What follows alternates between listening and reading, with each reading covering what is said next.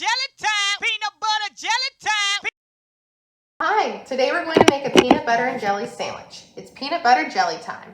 The things you're going to need are peanut butter, jelly, a paper plate, 2 slices of bread, a spreading knife, and a paper towel.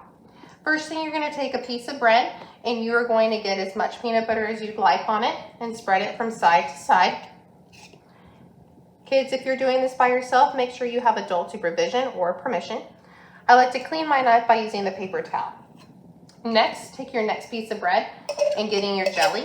And again, the same thing, spread it from side to side as much as you would like.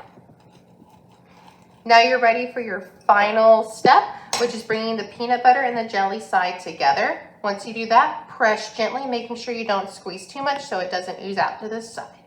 Yay, you did it! Thanks for watching.